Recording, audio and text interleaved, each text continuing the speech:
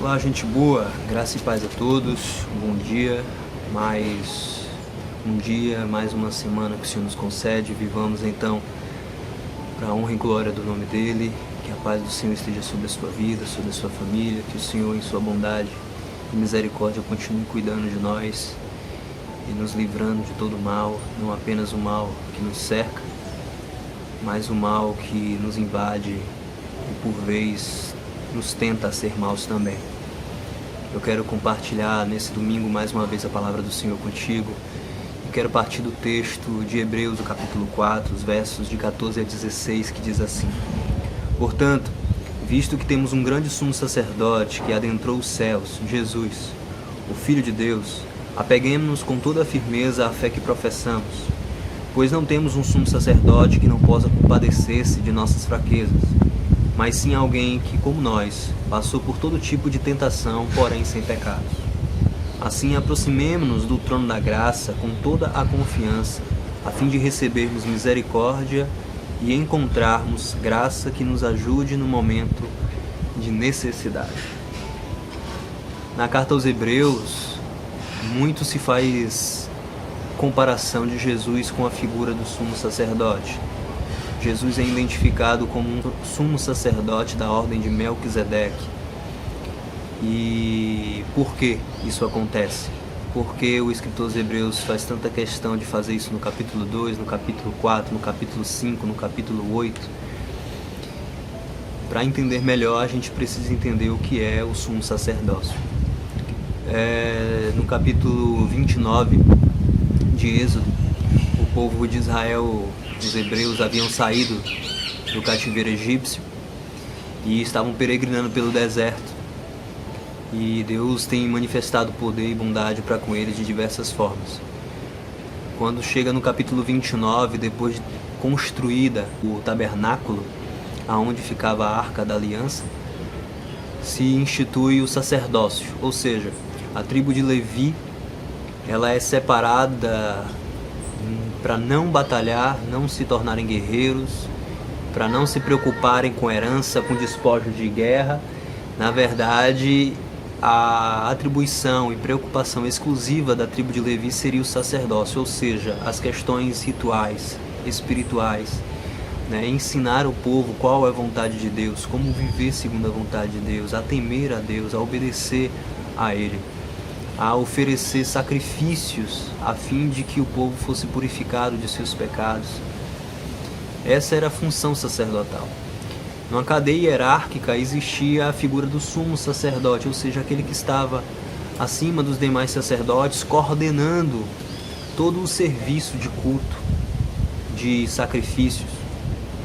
E essa primeira figura, instituída como sumo sacerdote, é Arão, o irmão de Moisés, que tem como responsabilidade principal, além de coordenar todas as atividades do tabernáculo, uma vez no ano ir ao lugar mais santo, mais sagrado para os hebreus, que era chamado Santo dos Santos. Era uma sala dentro do tabernáculo onde ficava alojada a Arca da Aliança, e lá ele fazia expiação, sacrifício, ou seja, ele ia até lá para, crendo que lá era o lugar onde Deus estava, onde Deus habitava, proporcionar a reconciliação do povo com Deus através do perdão dos pecados do povo.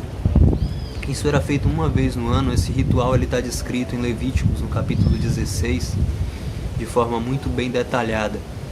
Toda vez que o sumo sacerdote morria, o seu filho mais velho acabava sucedendo ele nesse ofício, com essa responsabilidade.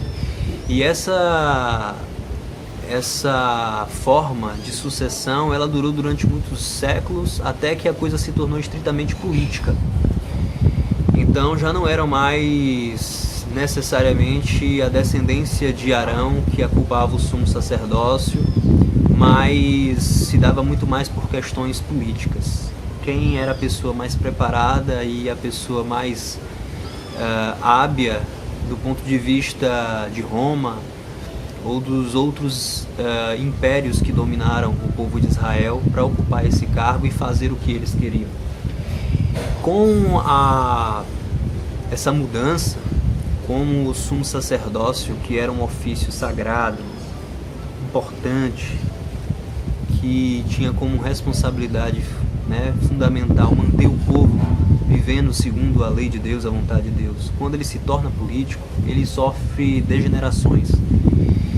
Um pouco antes disso, na verdade, mas quando se torna político mais ainda, ele deixa de ser uma questão espiritual e passa a ser muito mais uma questão de manipulação, de status, de riqueza, de poder. E a gente vê isso muito bem retratado na figura de Caifás, o sumo sacerdote responsável ou corresponsável pela crucificação de Jesus. Você vê que ele não está interessado com a espiritualidade do povo, nem com a chegada exatamente do Messias, de preparar o povo, de orientar o povo na justiça de Deus. Na verdade, existe uma preocupação de manutenção do poder, de manipulação do povo, de agradar os seus superiores, no caso governantes romanos, e de manter ele e os seus pares dominantes sobre as questões religiosas e políticas locais de Jerusalém. E você vê o nível de corrupção, maldade, perversão deles. Mas, acima de tudo, e o que eu quero mais chamar a atenção, é que o sumo sacerdote, bem como a casta sacerdotal como um todo, no período de Caifás, já um pouco antes e se estendeu para diante, se enxergam tão santos, se enxergam tão próximos de Deus e conhecedores dos desígnios divinos, e ao mesmo tempo enxerga o povo como sendo tão ignorantes, cegos, distantes de Deus, incapazes de perceber Deus e espúrios a ponto de não conseguirem ter comunhão com Deus, que eles se acabam adquirindo uma espécie de psicopatia, uma incapacidade de se afeiçoar, de sentir compaixão do povo, de amar o povo, de sentir empatia pelo povo. Eles se tornam distantes, eles se tornam pessoas alheias ao que o povo necessita, ao que o povo realmente precisa e à vontade de Deus para com o povo.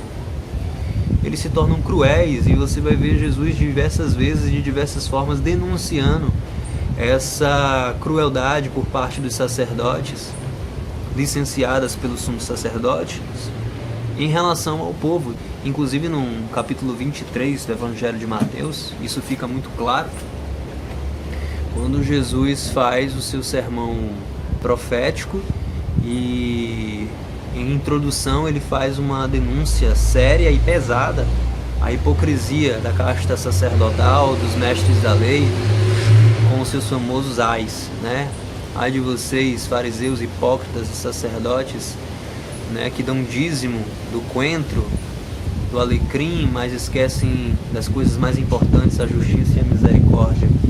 Enfim, quando a gente chega no texto em que nós lemos, Jesus é chamado de sumo sacerdote, e isso é por mais importante para nós. Primeiro, e mais importante, porque Jesus é chamado de sumo sacerdote compassivo. Ele é alguém que em tudo foi como nós, foi tentado, porém sem pecado. Ou seja, Jesus é alguém que tem capacidade, que foi escolhido, chamado, que tem como propósito reconciliar Deus e os homens. Paulo diz isso de forma bela na sua segunda carta, ao dizer que Deus estava em Cristo reconciliando o mundo consigo mesmo, não imputando a eles os seus pecados. Ou seja, Jesus está fazendo expiação pelos pecados dos homens, cumprindo então o propósito de sumo sacerdote. Ele está indo diante de Deus fazer intervenção, e isso é dito diversas vezes, diversas maneiras. Por exemplo, que Jesus é o único intermediador entre Deus e os homens, e não há outro senão Ele. Então Jesus é de fato o sumo sacerdote, mas Ele não é um sumo sacerdote indiferente, distante, perverso. Ele é alguém que, como nós, em tudo foi tentado, tudo sofreu, que se colocou na condição suscetível ao pecado, passível de dores, sofredor de angústias, vivendo expectativas tristes de convivência com a dor e com o sofrimento de pessoas amadas, que experimentou dor, sofrimento, angústia, tristeza, que chorou, que viu pessoas amadas chorarem e se compadecer delas, experimentou tudo isso, mas em todas essas coisas, diferente de nós que somos vacilantes, ele foi triunfante. E isso tem um impacto muito forte em nós e na nossa espiritualidade, porque o nosso Senhor, nosso Deus, não é alguém perverso, cruel, distante, indiferente, mas é alguém que tem empatia. É alguém que sabe das nossas dores, é alguém que sabe das nossas lutas, que sabe das nossas angústias, que sabe de que muitos dos nossos pecados, eles são frutos de infelicidade, de tropeço. E tropeço não é algo provocado intencionalmente, tropeço é uma coisa acidental. Ele sabe o quão difícil é ser carne pecadora. Ele sabe o quão difícil é viver nessa condição, ele sabe o quão ruim é ser tentado e quão fácil, sendo humano, né, como nós somos, é transgredir. E por isso o escritor aos Hebreus diz que nós temos um grande sumo sacerdote que adentrou os céus, né, e que não é como outros sumos sacerdotes, mas que pode se compadecer de nós, e por essa razão nós devemos nos aproximar dele com confiança, não com desconfiança, não com medo de ser julgado, de ser desprezado, de ser menosprezado, como faziam os outros sumos sacerdotes, que eram figuras quase que intocáveis, super protegidas, não eram figuras do povo, não eram figuras próximas às pessoas, não eram figuras que se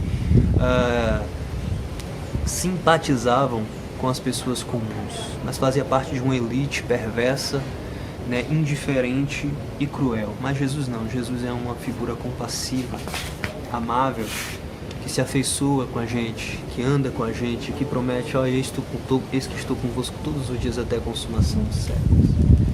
Ele que anda com pecadores, como eu e você, anda com prostitutas, anda com publicanos, se aproxima e toca em leprosos, permite que mulheres com fluxo de sangue toquem nele. E em meio a tudo isso, vendo as mazelas e os sofrimentos humanos, olhando para o Pai e dizendo: Pai, perdoa, porque eles não sabem o que fazem. Isso sim é um sumo sacerdote. E por isso o convite dos escritores hebreus é: venham e se aproximem com confiança. Imagine você que a gente vive hoje num mundo onde, penso eu, que o mal do século não é apenas a depressão. A depressão é a doença do século, assim conhecida. Mas um grande mal do século talvez seja a psicopatia. As pessoas estão perdendo a capacidade de se afeiçoar às outras, de amar as outras, de sentir compaixão, misericórdia, de ter paciência, de olhar para o outro com um certo ar de misericórdia e bondade, muito característico do que tinha se tornado o sumo sacerdócio. E por essa razão, o convite a Jesus, como alguém que tem plenas condições de se afeiçoar. Talvez se nós falássemos de um Deus que nunca encarnou, que nunca experimentou as nossas dores, a gente pudesse ter um certo ar de desconfiança. Afinal de contas, Ele é Deus, Ele não sabe o que é sofrer o que nós sofremos. Mas Jesus não, Jesus veio, se fez carne, habitou entre os homens e sofreu tudo o que sofreu, ou seja, Ele sabe o que nós passamos, Ele sabe o que nós sentimos, Ele sabe o que você passa e sente. E quando nós somos convidados a se aproximar com confiança do trono da graça, o que nos é prometido? Bem, se o trono é de graça, a primeira coisa importante é que ela é acessível a todos, porque não se trata de ter mérito suficiente, de ter patente suficiente para se aproximar dele. Ele está aberto. Aí você entende a importância da narrativa de Mateus no Evangelho, quando diz que Jesus, ao entregar o seu Espírito na cruz, a cortina do templo se rasgou. Era a cortina que fazia separação entre o santo e o santo dos santos, ou seja, aquele espaço que só o sumo sacerdote poderia entrar, aonde Deus habitava e só uma pessoa poderia ter acesso, agora está aberta para quem quiser. Então, se aproxime do trono da graça com confiança, porque Ele não é seletivo. Ele abraça, acolhe a todos que vão até Ele. No texto diz que esse trono da graça a qual nós nos aproximamos, nós recebemos misericórdia e encontramos ajuda para momentos de necessidade. Ou seja, nós encontramos nesse trono a misericórdia que precisamos todos os dias e que sabemos que temos quando as Escrituras nos dizem que as misericórdias do Senhor se renovam a cada dia. E força, ajuda para os momentos de necessidade. Ou seja, na figura de Jesus nós temos alguém que nos aceita como somos, que entende quem somos, visto que se compadece, que nos trata sempre com misericórdia, ou seja, que apesar de saber quem somos e que somos mal, não nos trata com maldade, e que além de tudo isso nos ajuda, nos dá força, nos dá sabedoria, inteligência e capacidade, nos ajuda nos momentos de fraqueza e necessidade. Jesus é uma figura sem igual. É alguém que de fato nós podemos nos aproximar com confiança, na certeza de que tem cuidado de nós, de que nos ama e de que nós podemos contar. Eu convido você a se aproximar desse trono da graça. Eu convido você a confiar nesse sumo sacerdote, a entregar todos os seus pecados diante dele, sabendo que ele fará expiação. A se aproximar de Cristo Jesus na certeza de que Ele nos reconcilia com o Pai e, de fato, que nenhuma condenação há mais para os que estão nele. Ou seja, nele nós somos perdoados, amados, valorizados, aceitos, abençoados. Então, por que viver distante dele? Eu te convido a caminhar com Jesus, a obedecer a Jesus, a viver segundo as suas orientações. Que o Senhor Jesus continue te abençoando, que você esteja sensível à sua presença, ao seu amor, ao seu toque, e seja mudado a cada dia, aperfeiçoado a cada dia por isso. Deus o abençoe grandemente, fica na paz.